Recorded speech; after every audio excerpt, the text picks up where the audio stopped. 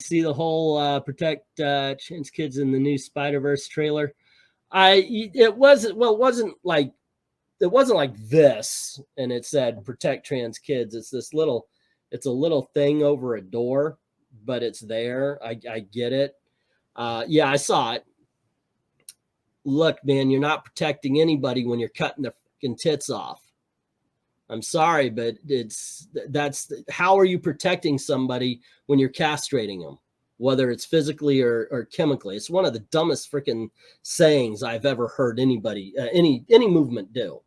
Protect trans kids by making them not go through puberty, making them remove parts of their bodies. How is that protecting anybody? But yeah, I saw it. It's ridiculous. It's ridiculous that it's there. But once again, it is just a sign above a door. It's not like they're swinging and there's this big, spider. It isn't like Superman 2 where he throws Zod into a big freaking sign that says protect trans kids. That was the Coke, by the way. The thing is I get it. It is so polarizing right now that, yeah, why I can understand it if you don't want to see the movie based on that. Because after a while, I guess you do have to say, hey, it's ridiculous. Now, you might think I'm being, oh goodness, contradicting myself, because earlier in the week I did something about, don't overreact on the whole Batman's a fascist kind of thing because of the character that was actually saying it. You don't know who it is. You don't know the context of it. I understand that they did that for the controversy, so we would actually talk about it. Unfortunately, they got to get off this any news or any press is good press kind of thing, because it's not. Because you're attaching things that people are emotional over. We're emotional over the whole trans kids thing, or not even trans kids, just kids in general. Leave them alone. Let them be kids, for freaking hell. The new My Adventures with Superman show looks fun. Oh, really? What is that? The one where Lois Lane has the butch cut? And well, maybe I'll give it a try. I'll tell you what, when I was in bed and I was there all day, I watched all 4 episodes that are out now. I hadn't seen them yet, of Lois and Clark, not Lois and Clark. Yeah, it is Lois and Clark, right? Was that Superman and Lois? That's the one. Season 3. Holy shit, that's great. This show is freaking awesome. Really recommend the show, guys. Let me see. I noticed I'm a little choppy here. Let me see if I take off the virtual background. Okay, but man, I watched that show. Holy crap. This is the way to do a show. It's like you watch it and it's like, this cannot be done by CW. Holy no, is this done by CW? First of all, the show starts last year. They had this big thing with the Bizarro planet and everything, and the 2 worlds were colliding. Excuse me. I'm trying not to get on a coughing jag. And it was a huge story. So this year, the first episode, I'm watching and I'm like, okay, when's the villain going to come in? But it's not bothering me. I'm not out of the story or anything. And I realize the entire story is just, these are the characters. This is their relationship. This is what they're going through now. And this is where they're going. And I was like, just like the best comic book stories, you have the big event and then you have the quiet, more character-driven story. And that is this season so far. They've got a bad guy, but it's not a world-ending bad guy. It's a bad guy. And I thought, this is freaking brilliant. Every freaking episode has been better than the last. I'm telling you, this Superman and Lois show, holy crap, it's great. And it's probably going to get canceled because the other great show was Stargirl. And yeah, they got that one after their best season. I love the season 2 with Eclipso, but this last one, awesome. Ron Rugg, what's up?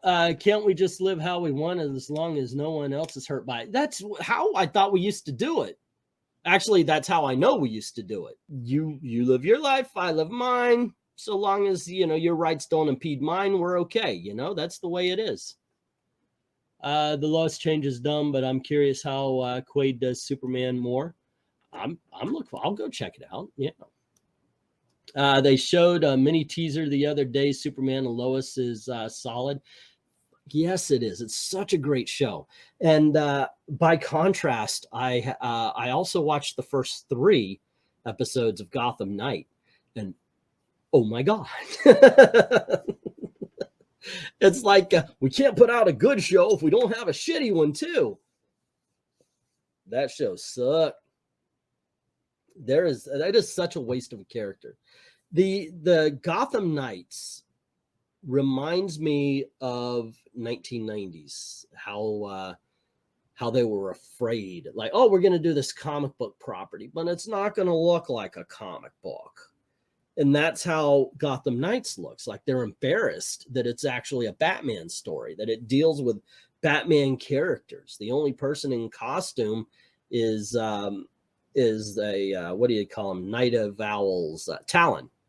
And then you've got Robin. By the way, the last episode I saw, they had Robin beat the shit out of a guy who was at least 6'3", and she's like a 4 foot nothing. Hispanic girl who was a little, now Hispanic has nothing to do with it, but she's this little 4 foot girl with a 4 foot girl's musculature. It's not like she was butched out or anything, you know, it's just, and she's beating the tar out of him. Now, granted, she does use a couple of stabby stabs, but dear Lord, got some food on my shirt. Oh, there you go. Yep. I'm actually, I have not been taking care of myself as far as that's concerned. When I was sick, my wife, God bless her, she knows when I'm sick, there's a very simple soup: meat, rice, corn. That's all I need.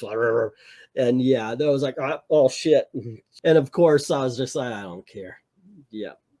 Gotham was awesome. I like Gotham. I know a lot of people were thrown off. It was supposed to be Gotham before Batman. That's how they sold it. Gotham before Batman. And then they started bringing in these villains where if you did the math, every villain is 20 years older than Batman. No wonder he's beating their asses. I know a lot of people turned off because of that, but I kind of just went, you know what? This is its own universe. It's its own show. I have the Batman comics. I can read the Batman comics. Let me watch this show on its own merit. And Gotham turned out to be pretty badass. So I did like that. It did take liberties, but who cares? And the kid that played the Joker, something Monahan, freaking aces.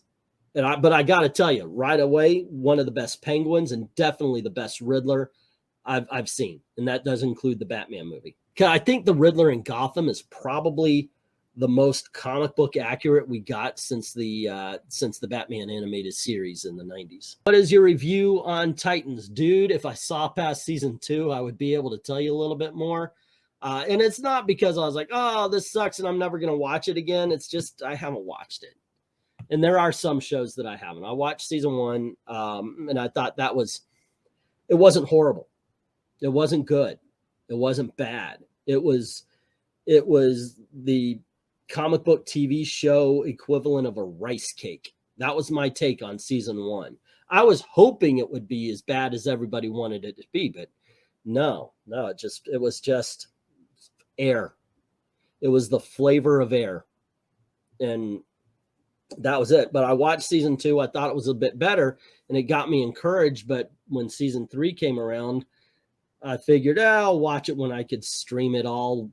And I just never went back to it. And there's been a couple of shows like that. Like I loved, what was it? Legion, the one, the X-Men with the dude that played the Beast in Beauty and the Beast live action. What was his freaking name? Anyway, I loved that show. Loved it. And never went back to season 2. It just happened. I actually enjoyed Runaways. Never went back to season 2. I hated Cloak and Dagger. Never went back to episode 2. It happens. Let's see. I'm not a big fan of the costumes and Supes and Lois. It looks weird on them, but that's my only real complaint. Well, okay. You know, hey, I felt that way about the Brendan Ruth. Just wish we'd finally get a serious Riddler. I think we did, but yeah, I kind of like the Riddler in Gotham. He is very much the comic book character. Like I thought they made Riddler the Zodiac killer, basically, in the Batman. Of Great movie. Love the movie. My favorite movie of 2022, easily. And this is the year that had Everything Everywhere All at Once and Top Gun. And Batman still tops my list. But I thought Riddler was awesome, but it wasn't like they made the Riddler. They made the Zodiac Killer and slapped a Riddler skin on him. I haven't seen Mario yet because I've been laying down. I mean, I was thinking about checking to see if the pirate sites had it or something. I mean, no, I was going to go to the theater as soon as I was healthy. Yeah, that's what I meant to say. Yeah, but I've been kind of laid up. I haven't done much of nothing. Oh, speaking on that, Spiffy, I'm sorry. I just got your books out today, dude. I was going to get them out on Tuesday, but that was the day I got hit. I apologize, but I did get your books out today, man. Let's see. But I do want to see the Marios. It has a 50% rating from professional and like 96 from the audience. It's got Chris Pratt in it.